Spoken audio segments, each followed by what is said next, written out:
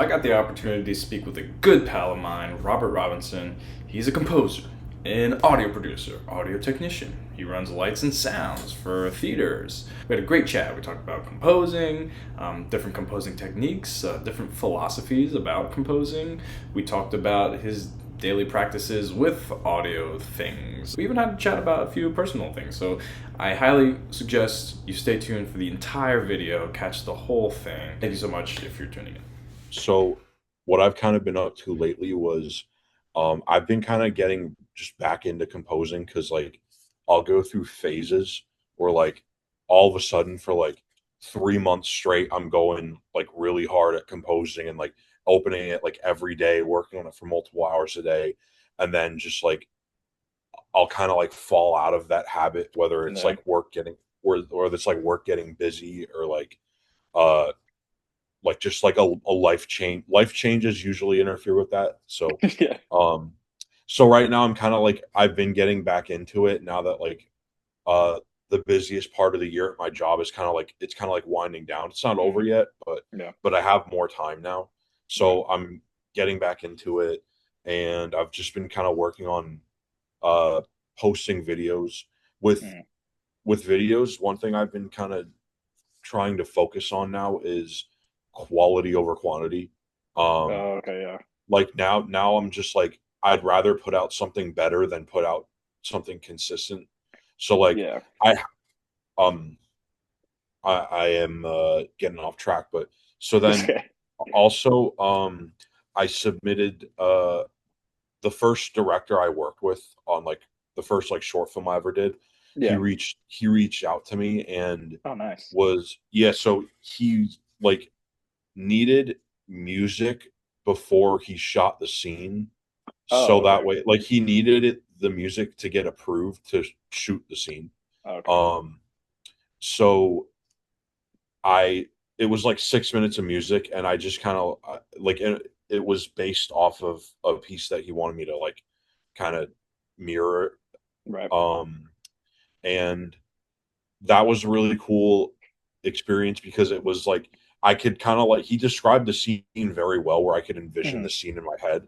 Yeah. So it was honestly it was easier to write the music. Um just Is that because usually then the I order? no it's usually you're 99% of the time you're gonna have footage first. All right. Okay. Um Yeah. but so I submitted that, and then he said he looked at it with his he had an opera professor at his school Oh. look Wow. at it with him, and they Yeah. both said that I am a very talented composer. That's So good. but I submitted my final thing and I haven't heard anything back yet. So Nice. I guess we're gonna kind of see where that goes eventually. Yeah. That's awesome. Hmm. So when you're composing anyway, are you usually picturing something? Like, are you picturing a scene? Sometimes, Yeah. um, sometimes like I'll picture different things. Sometimes I'll go for like a feeling. Other Yeah. times I'll Hmm. picture something like specific. Like um this one time I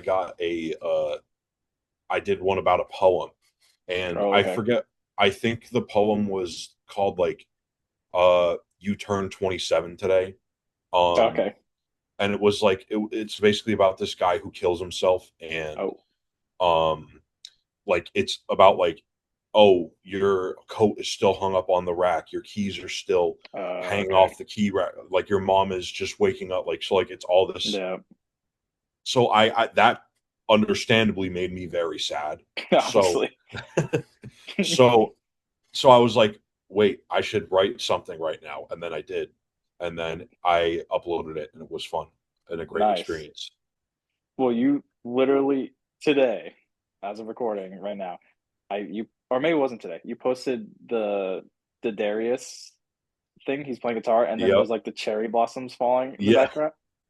But the thing is, what's so funny is that you posted that, and then I saw it, and I was like, "This is literally like cherry blossoms falling." Like that's the Yeah. vibe of it. I was like, "This is crazy." Uh, I I came across that video and I was like, the second I heard it, and like the second I heard it, and like he was repeating the same two notes over and over Yeah. again, and like I'm like I could do something with this. Yeah. Which actually, so that kind of ties in well to one of the questions I had because there's different like types of composing where you Hmm. either like start with an idea and you build out from that idea, or you like come into it with a template. Like I'm gonna have A, B, C, A, like whatever. So when you're composing, do you think do you come into it with an idea already, like five notes, and you're like, I'm going to develop these five notes? Or are you like, well, I want to do something that has like two different themes and they kind of contrast? Like, how do you come into it from the start? Yeah. So I kind of change up my process sometimes. Hmm. Um, just because I'm still kind of like learning how I write music. Like I'm kind of Right. learning like what my process is. So Yep. I try different things from time to time. Mm. Um, and one so when I used to take lessons, we would work on uh planning it out beforehand and then like adding to it after you've Oh, planned it okay. out already. Yep. But I never naturally do that. Like Hmm. usually I'll compose something like pretty linear. So like Right. I'll do like a couple of measures and then I'll go back and I'll work on something that happened already and then I'll go like do another couple of measures and then I'll kind of like plan out the form as I go. Okay. Um it's a good and a bad habit. Um it's good because I feel that I write better that way, but it's Mm. a bad habit because um although I feel that I write that way, although I feel that I write better that way, sometimes my ideas whenever I write linearly, um they're not as developed as they could be. Oh, okay. Yeah. So like I'll write things for like this instrument and then I'll just never bring it back again. Oh, So right. Okay. so that's another thing too that I've been kind of working on is if someone does something cool, have them just do it again Right. Yeah. because the audience, like whoever's listening, is going to catch on to that, Right. and then they're gonna be like, oh, like it's gonna make them light up a little bit, and then Right. like if you bring that back later in the song, they're gonna go like, oh, I know that, I recognize Yeah. that, so yeah, so I kind of try different things from time to time. I also have this Right. book where uh it's like exercises for composers, and Okay. that I also work out of that sometimes. So like one of like it'll be like write a melody with like write a melody in a piccolo flute and then write the rest of the orchestra or something. Oh, interesting. Um Okay. yeah, so I try to switch it up every now and then, but most of the time I compose linearly. It works. The bigger the ensemble, the worse that is. So if I'm Right. working with like just like strings and piano, composing linearly isn't as uh detrimental as if I'm writing for like an entire orchestra. Right. Then it's really hard to develop Yeah. ideas that way. Yeah. Mhm. So yeah, I'm still kind of finding out like which is working for me, but Right. naturally I just do like straight through linear. Got it. Yeah. Right, because you were saying that sometimes if you compose linearly like that, you might like put something, I'm just like for instance in the cello, and then like you'll Hmm. forget about it. But do you Yep, think there's exactly. maybe something special about like an instrument having like a part that happens once and like maybe a really cool part, but then it only happens once? Like, do you think that's effective at all, or is that just like kind of wasteful? It could be. It depends on how you use it. Right. Um, if it's like if there's other stuff going on, then it's gonna be far less effective than if like it's like a solo or something. Oh, okay. If it's a solo and it happens only once, then it's like understandable. It's not gonna like make it a bad piece, but Right. I really try to bring stuff back from like Right. the beginning of the piece if I haven't already like and also the other thing too is it's easy to do that. I know like Mm, easy's kind of like not the right term, but hmm. you don't have to write as much when you bring back things you've already used. Right. But there is an issue with that. It uh the copy and paste function. on computers, it's very, very tempting to want to click Command C and Command V. Mhm. So one thing I've been doing is just not. I've been really trying to resist doing that because Mm, when you do that, it's just like it's kind of boring. Like right. like they've already heard whatever it is that you're Yeah. copying and pasting. But So you think there's a benefit to maybe writing it down, like actual pen and paper, before putting it to the computer? there definitely is. Like Yeah. even if it's just planning out like the form, Right. um, there definitely are a lot of benefits to having at least somewhat of a general roadmap of the piece before you write it. Right. Yeah, I can see that because I often am tempted to. Well, I'm often tempted and then given to the temptation to Command C, Command V it just over and over again. But then Yep. you, when you play it back, you're like, yeah, it sounds like I copy and pasted it. Yeah. Sometimes you can get away with it. Right. So, like if you're sneaky about it, you can get away with Yeah. it sometimes. Or like if you do that and then like add in a thing or two, then Right. you could Right. again like depending on ensemble size, you can kind of get away with it sometimes. Right. But if you're gonna like write an A section and then a B section, and then for the last A section just completely copy the whole A section, Yeah. then that's when it kind of starts to sound like it's going to get to the B section and then it's going to sound like flat almost. Right. Say how much can you change? Let's take this picture. So we have the A, the B, and then A. If we copy and paste the A, Mhm. then that B section, right, loses a little bit of its like momentum. But Yeah. how much of that second A do you change in order for it to be effective? So honestly, as much of it as you possibly could Yeah. with keeping like the same like harmonic Mhm. and like melodic structure. Right. So like I like if I did it well, then I would change pretty much every single thing, even like except for the melody. So like Right. even like if there's like a piano part with chords in it, I'll change the way that the piano's comping and Mm, like um and then like let's say I'll like write a different counter melody for like the right. violins or whatever. Um so that's like the more you can change it but keeping the same basic elements, the better it will be because you'll be arriving at a new thing. You won't Right. be going back to something you've already heard before. Right. Right. Yeah, exactly. Just enough of the A section incorporated, Mhm. so that way the listener goes like, "Oh yeah, I kind of recognize that." Right. Yeah, because there's some like I don't know, theme and variation things where the variation is so different from the theme. It's like Hmm. it takes you out of the music, and you're like, well, I can't Yeah, even tell what this is trying to do now. yeah, And so it's like, yeah, there's like only so much you could change before you just lose what the essence of it was. yeah. Yeah. There in variations on "Twinkle Twinkle Little Star," Yeah. or I don't remember the official name of it, but Hmm. it's like that or something.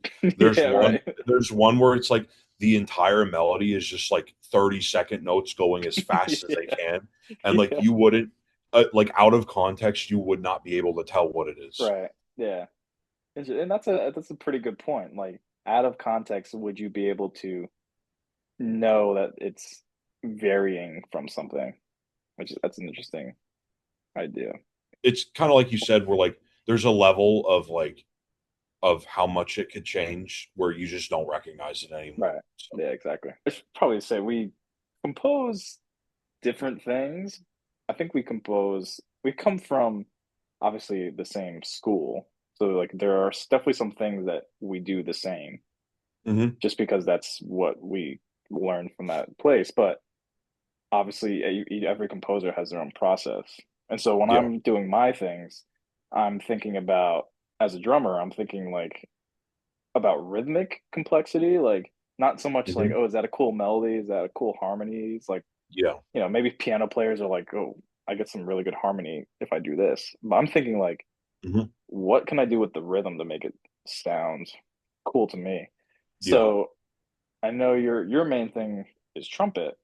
So I don't Mhm. know if that influences your decisions at all.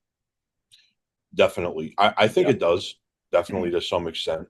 Definitely in making melodies, Mm, 'cause I kinda have a tendency to use, like, similar rhythms and similar, like I feel I need to be more creative with my rhythm, mhm. um, and, like, I feel like going, like, way, way back in Yeah. high school, I played, uh, vibraphone and winter percussion, Oh, okay. and Yeah. even that point that was, like, right when I first started writing music, Mhm. um, and even then, like, looking at some of the stuff I wrote back then, even when I was just discovering music, it definitely had, like, like, I was definitely better at writing percussion at that time Oh, okay. Because you were than in I it. am now. Yeah. Yeah, definitely.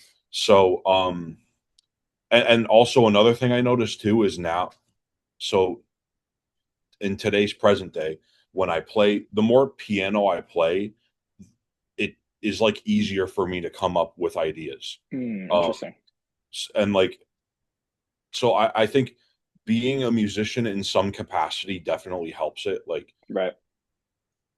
whereas, like, if I don't do anything musical and then compose, like, I could compose something that's, like, that sounds good, but, I've noticed that they kinda help each other out a little bit. How much do you think it's necessary to like? Because obviously there are composers. I know some composers that don't play instruments at all, Mhm. and they strictly compose. Like they don't even play out their sketches on the piano. Like, Yeah. how much do you think playing music is essential to the process, if it is at all? I think it's less than some people think, but it is, uh, Mm, essential for it mm, because, there'll be times where, like, I'm looking at, like, the piano roll in Logic, and I'm just like, I cannot write onto a piano roll for whatever reason. right. Yeah. Like, I need to play it out on piano, and then I could, like, work on it in the piano Okay. roll, Yeah. but, like, Right. playing even if it's just, like, a 1 or 2 octave, like, MIDI keyboard, Hmm. playing something a little bit will help a lot because Yeah. if not, and you're just, like, on, like, MuseScore or something, and you're just kinda, like, writing in a melody, that's essentially all you're doing is programming, Right. um, you're programming a piece of music, Yeah. which, like, that's where I'm like, you kinda need to be playing something at least a little bit, like, not like, you don't have to be, like, a Yeah. virtuosic piano player. Half the stuff I'd say probably, like, 75% of the stuff I write, I can't play. Um, Right. Okay. Yeah. so it definitely I will say the biggest thing it helps with is writing a melody. Hmm. Um, when it comes to everything else, writing, you kind of write under most of the time, you're going to write under a melody. Right. So that I usually don't need to play around on. Like I'll Yeah. kind of like hear the melody and I'll get the idea in my head from the melody. But like Right. starting out from scratch, I need to do at least the melody on like a keyboard or something. Right. I would be curious, like the crazy hypothetical situation. Like imagine like maestro, like top of the notch composer, doesn't play a single instrument, doesn't sing. I mean, everyone can sing, but like they don't professionally sing.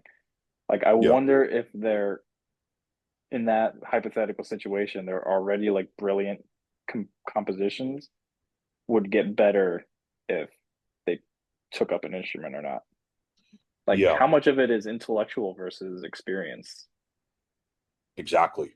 Yeah. Um, I've definitely noticed that there are some instrumentalists, especially pianists, Hmm. that are capable of making like these insane arrangements and like these Right. insane like and I think that comes from their musical ability, but Mm, the ability to compose I think comes from somewhere else. Whereas like mm, if you're taking something and kind of like reworking and rewriting it, that I think is more like I think that has to deal more with uh like your level of musicianship, Right. but writing just from scratch, I think uh takes it's weird. It's like similar skills, but Yeah. it's like it comes from somewhere else. Right. So Because like yeah. they definitely help each other out, but I Right. like writing originally comes from somewhere different than arrangements. Right. Which is an interesting point because that would mean that a composer doesn't necessarily need to play an instrument, but an instrumentalist can't necessarily compose just because they play an instrument. Yep, Yeah, there's exactly. something else to it. That's a really interesting It's point. it's kind of like how in the audio world, it's frequently talked about how it's easy to turn a musician into like a mixing engineer or like an audio engineer, but it's really hard to turn someone who's not a musician into an audio engineer. So like Okay, yeah. so that kind of like similarity, um, Yeah. that like it again, like you don't absolutely need one or the other, but they definitely help. Right. There's definitely like Venn diagram kind of. They Hmm. meet in the middle, but they have Exactly. their separate components that don't Exactly. interfere with each other at all. Yeah, that's Hmm. actually really interesting. There's no good segue into any of the other questions I have, but I have I have this question that I'm actually very interested to hear what your answer is. So, Hmm. when someone makes music, they're at least, and I can only speak for myself and like from what other people have said, like you're focused on part of your focus is on what your listener will get from it. So like what Hmm. their listening experience will be. Hmm. And so same thing like when I'm writing something and then I give it out to the public, like I'm hoping one thing they take from it is what I was saying, that like percussive aspect where like they listen to it and they go, wow, like those are some pretty complex rhythms. Like that's kind of cool. What do you hope your listening experience is like for your listeners? Interesting. That's an interesting question. Yeah. Um, it depends on what the piece is. Hmm. Uh, if it's something I'm working on for a movie score, um, like I would hope that it's uh, so writing for a movie score is kind of like manipulating the audience, Right. because you need to make them feel things Right. that they wouldn't feel otherwise. Hmm. So I that's something I do think about a lot is how my piece might be received and how something I post might be received. Right. Like I there's a lot of things that I post online where like I think they're going to be received very well and then gets like 100 views or something, Right. Yeah. which is a lot. It's not Yeah. nothing, but it depends on what the pieces that I'm working on. Like I kind of just want the listener to feel the emotion I'm trying to Right. convey. Um, a lot of the times, I really like writing pretty music. I don't know Mm. why. I just Hmm. love doing it. Yeah. Um, so I kind of hope that like I mean I struggle with anxiety like a Mm. lot. Hmm. Um, so I guess that might be one of the reasons why I kind of like try to write like chill, peaceful Oh, music. okay. Yeah. So, because like I kind of like to me like if somebody else has anxiety, I'm hoping that it like calms it Mm. a little bit. Right. So it's like an outlet for you, but then also something someone else can use. Exactly. Right. Yeah. That's awesome. Mhm. Which is I definitely when I hear the things you make, I'm definitely taking away the fact that you want it to make someone feel something. Which is like, of course, all music does that, but like your specific, like what you want someone to take away from it is like an emotion, Mhm. Yeah. which, which is, yeah, it definitely comes through. And so, again, same thing, like we always talk about what the composer wants their listener to feel, but what do you get from your own music? That's mm, that's a good question. So from my own music, so this like I'm gonna kind of tie in when I realized I wanted to start writing music. Mm, yep. Um, what I get out of my own music is uh, a level of peace. It's not Mm, like serene, but Right. it definitely calms the nerves a little bit. Like Yep. it's kind of similar to like, like you've had a rough week at work and then you get into the gym and like you're like pissed off and you have like a Yeah. really good workout. It Right. kind of it kind of serves that purpose where Mm. it's like I can blow off some steam that way, and um it lets me kind of voice my thoughts in a different way. Like I'm not just talking, I'm not just writing my thoughts down, I'm not journaling. Like it's kind Right. of like it's like a very complex like way of kind of writing my emotions down. Yeah. And I guess that's kind of why it is able to provide that same kind of like relief that the gym provides. Yeah. Yeah. Uh, so and like back when I first started like realizing I wanted to write music, I would write something and then like I would write it on like a full orchestral score and then I would Yeah. play it back. And then I remember this one time where like it was the first time I wrote something that I actually liked. Um, Mm. I went through an insanely long period of writing just like crap I hated. Right. Um, so that first moment that I wrote something I liked, I was just kind of like copying and pasting stuff down on the I didn't really know what I was doing. Honestly, I Right. still Yeah. don't know what I'm doing.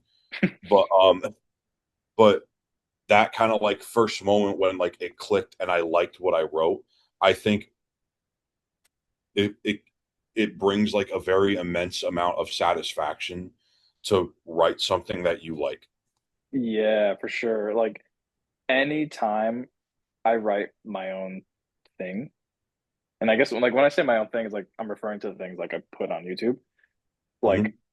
there's a period of like 2 or 3 weeks where that is just like on constant repeat throughout. Like every day I listen to it a couple times because I Yeah, feel like I made something and I'm like, this is good. Like I really enjoy this.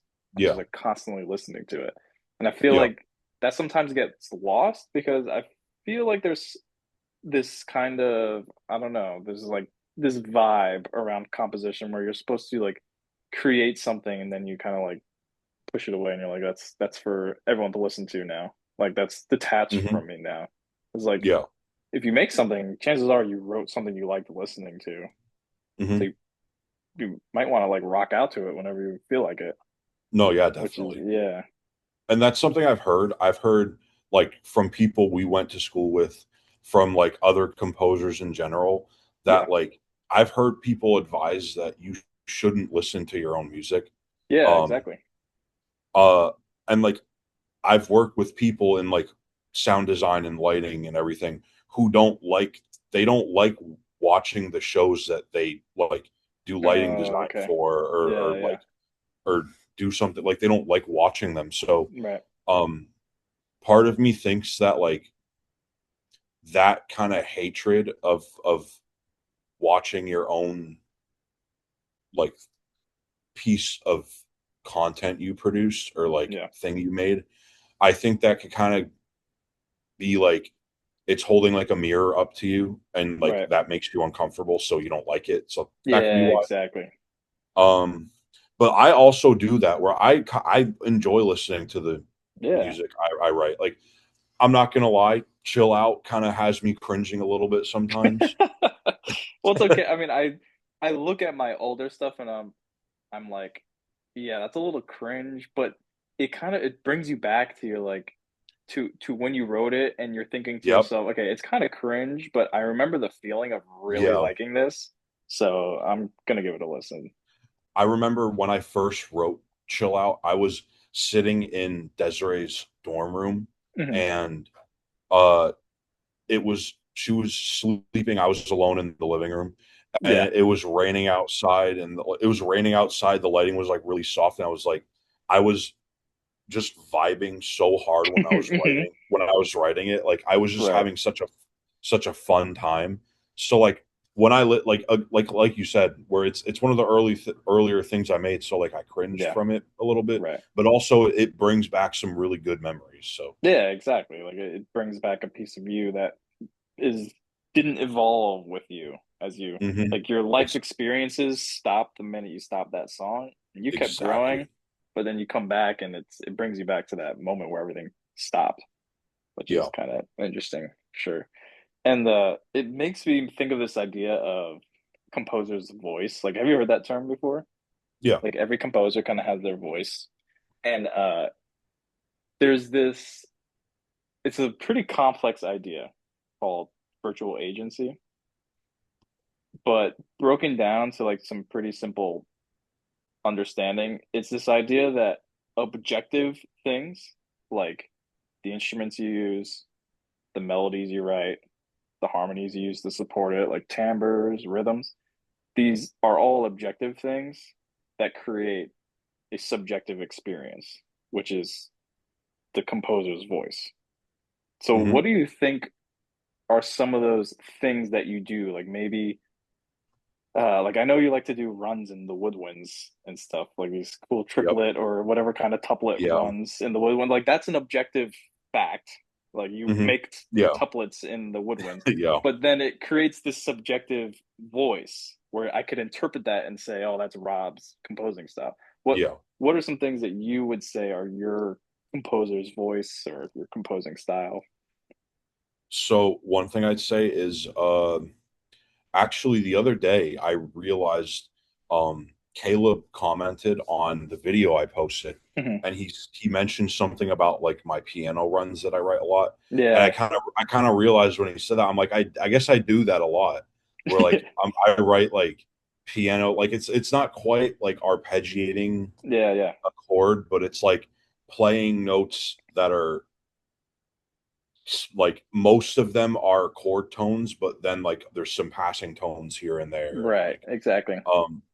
so like I love writing like really fast and short like phrases. Like I really love in like woodwinds like flutter like almost like flutter.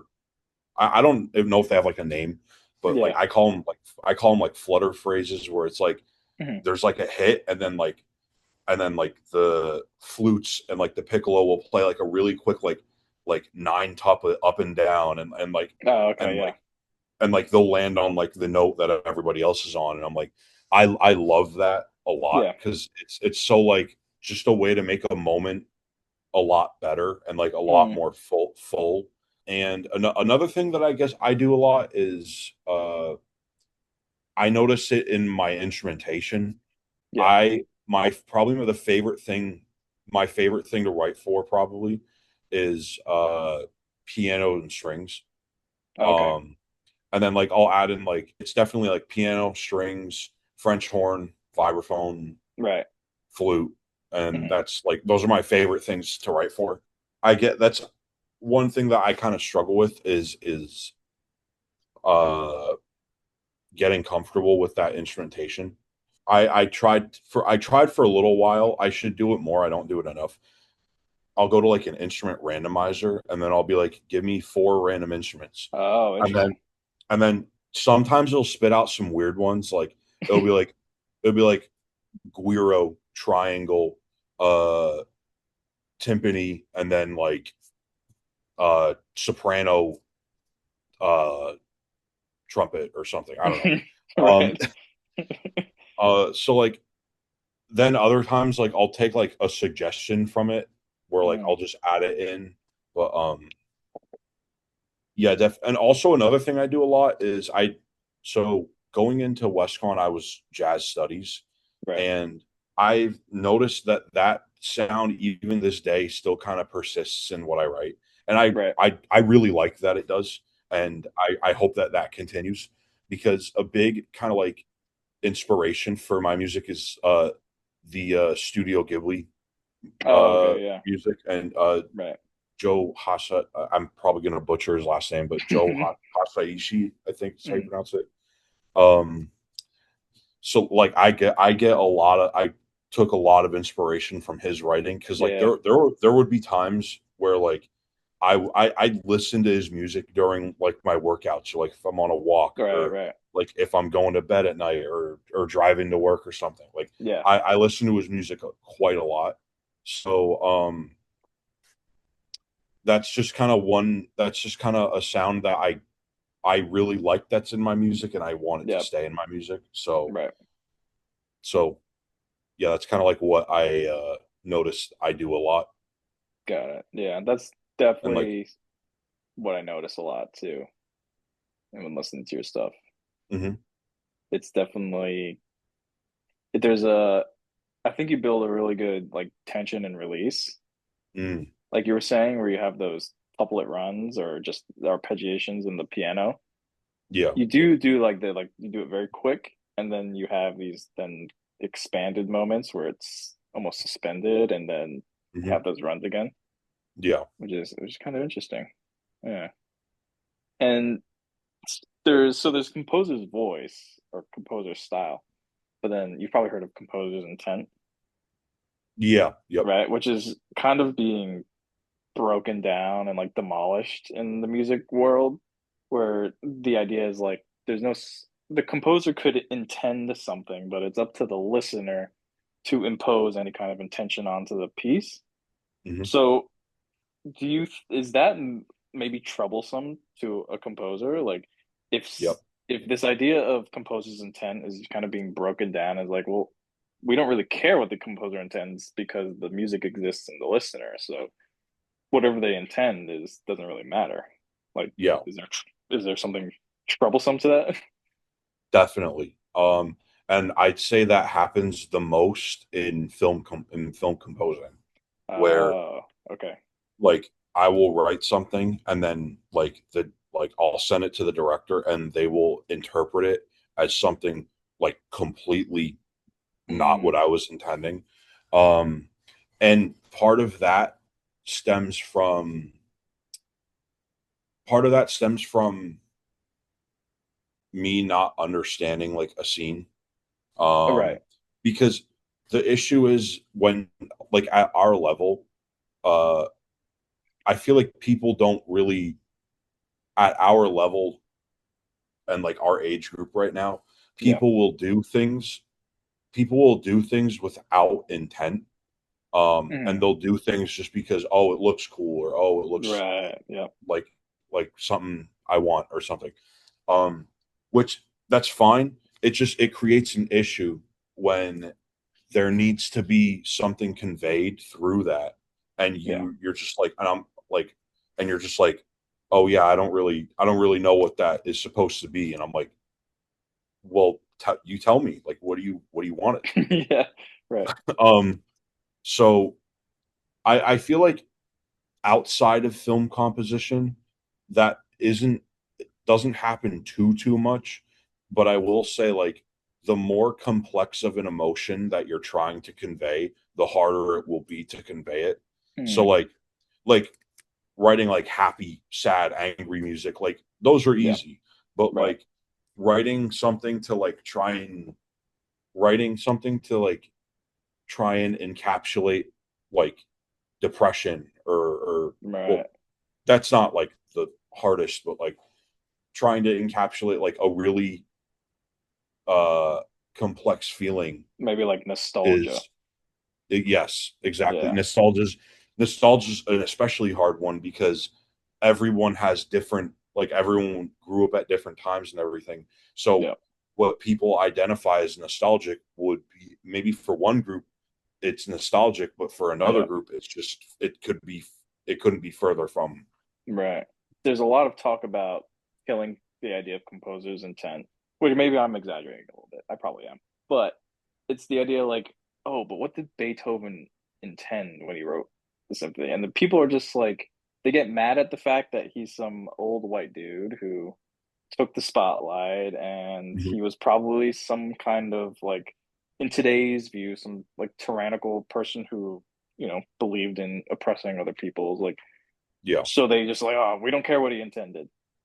But you can't let that spill into everything else where it's like, well, I think personally, like composer's intent is a huge tell towards Mhm. your interpretation of something. Like if I interpret something as being sad or angry, whatever, and it turns out the composer intended something happy and light, it's like, okay, my interpretation is still correct because there's no such thing as a correct interpretation, but that helps my viewing and listening of the content so much better Mm. because now I know what they intended me for me to listen for. Yeah. So it's like it is interesting that you bring up movies because the the actual motion, the actual picture in front of you is giving the intention over the music. The music Mhm. is highlighting that feeling. Like if the people are experiencing some kind of nostalgic moment, but the music is also eliciting nostalgia, the viewer is going to latch onto the picture or the whatever. Yeah. And then the composer's intention behind what they wrote kind of gets thrown out because it's kind of given to you. So that was an Exactly. interesting, Exactly. Yeah. yeah, that's very interesting to bring up because there's a lot of intention behind film score. So in film composition class, sometimes we talk about um like different styles of film scoring. Right. And when you're writing music for movies, composer's intent could be it could either help a scene or hurt it. Uh, Um, and there are some like composing styles where like the composer's intent will kind of like clash with what's going on in the scene, right. or it will like contrast it, where like something sad is happening on screen and like the music sounds like really happy Right. or something. I don't think your intent would come across if you don't understand the material you're writing. So like Right. let's say if you're writing let's say if you're writing a piece that's like a cover of like a really old like sonata or something. Yeah. Um it helped like researching it and like understanding who composed it, why they did it, and then kind of like reworking it. It kind of gives you a really good baseline foundation for working on it because now that you have that baseline established, you can kind of work on it and add to it. Mm, Um, so going back to like composer's intent, in order to intend something, you need to kind of like understand where it's coming from first. So right. if you're gonna write like a piece about depression or something, maybe like someone who's experienced depression will have an easier time and will be a lot more effective in conveying the feeling of depression than Right. somebody who's never had it before. Um, yeah. So then I have just like one last segment, I Yeah. guess, but it's about because your official like degree is in audio production, Hmm. even though there was a lot of composing going on Yeah. during the schooling. So Hmm. I'm just curious how much that it affects how you approach composing. Mm. That's a good question. It definitely makes me think about like like audio productions definitely influenced my composing.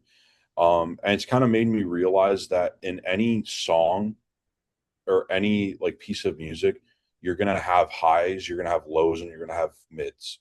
Um, Mm, so what you do in those ranges can kind of affect of course will affect the piece.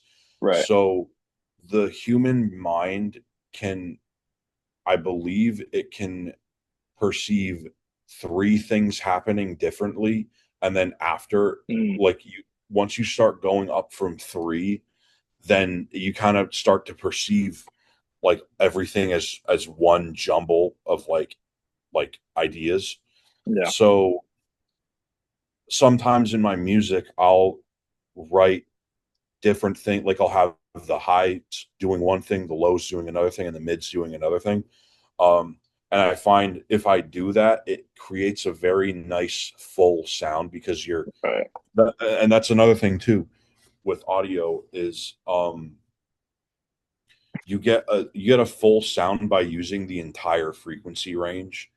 Right. So again, like a hit if you have a hit in like the upper woodwinds, and but it's just them playing, Yeah. it's gonna not sound like a hit because Right. Yeah. it's just the highs. Yeah. Versus like if you have everyone playing, then you're gonna get that desired effect because uh you're filling up the entire frequency range. Right. And it also like kind of affected it in the way that when we're mixing a piece of music Mhm. or when we're mixing a track, we'll sometimes pan things from left to right, we'll Yeah. EQ them differently. um so let's say there's like two guitars and a bass and a drum set or something. Usually a popular mixing technique will be to pan one guitar to the left, pan another one to the right, and keep the bass and the drums in the center. Right. Um, so like that's something that kind of carried over into my music where Mhm. in audio production we try not to like occupy the same frequency range with the same instrument and the same like general instruments Right. because then it will just sound muddy if we do Right. that. It'll Right. sound very mid heavy, muddy. Yep. Um, versus like when we pan things out left and right, and then we EQ things a little bit differently, Yep. and we kind of like add more. We add more variety to every track, to every single stem in the track. Mm. So you're able to more clearly distinguish between each one of them. Yep. So that's something in composition. The more distinct you make a part, the more it's going to stand out. So, like, Mm. let's say you have a piccolo player playing really fast, really high, you're going to hear it over everything else. Right. Yeah. Exactly. Um, but then you have like a tuba player playing like the fattest, lowest note it could Yeah. play. Mhm. Um, and it's going to sound a lot different than the piccolo because it's in a different frequency range. The timbre is different. Yep. Um, and it's just so like that's something you can kind of think about when composing is uh you need to think about how full you want your sound, and if you want it thinner, then just when things sound thin in the audio world, it's usually because the like anything above like 1K is getting boosted, Yep. or everything below 1K is getting cut. So Right. um if you want it to not sound thin, then you need to at least bring in some mids and some lows. So it audio, like my knowledge of audio definitely helps with creating textures and with Mm. different instrumentation and different uh like dynamic levels. So Yeah. it definitely helps with building like textures. Yeah. Yeah. Nice. This is my last question. Can Hmm. you, with actual analog like orchestral instruments, is sidechaining possible? With analog orchestral instrument, Yeah. Actual acoustic instruments. Can you sidechain? Like I'm wondering what like things are only allowed in a digital like world. are you talking about like if you're recording it and you want No, to I side mean in an actual live oh performance, like in real sidechain life? compression kind of thing. Oh God. um I suppose I mean the only way to do that though, you'd have to have everything going through a sound system. um So what if there's but no sound system? What if it's just like the New York Philharmonic? you'd have to manually do it, which would be very hard because let's say if you're like if like normally people will sidechain like a kick Yeah, drum. Let's say if you're doing that, then every single time the kick plays, everybody needs to drop in dynamics and then come right right. back up. So So it's there's like a way. there's a way. It There's a it, way. it is possible. It Okay. is possible. Yeah, you know what? Maybe next time we'll tackle something like that. We'll see what Yeah. things are possible only in the digital realm. Yeah, Yeah. definitely. That actually that's a pretty cool video idea. Yeah, that's a Yeah. good idea. yeah, being like testing or trying to write out the logistics of what can only be digital and what could only be Yeah. acoustic or analog. Yeah. Yeah. Well, this was great. I think Yeah. this was awesome, and we had some interesting talk. I got to all my questions, so that's really nice. Yeah. And Awesome. so I guess what is there that you want to plug? So if you aren't already, go and follow me on my socials. My TikTok is Robert_Robinson_music. And then my Instagram is, oh, it's the same thing. So go and follow my socials. I am trying to post somewhat consistently, but it's pretty on and off. So, but if you follow and ring the bell, then you'll probably find out when I upload whenever. So, yeah, Nice. Yeah, come I come highly come, suggest it. come check out some of Great. my stuff. Uh, I have 3 singles out on platforms, even though it's been a while since I've released anything. But there might be something coming soon. We'll have to see. Oh, all right. Yeah. Yeah. Cliffhanger. Nice.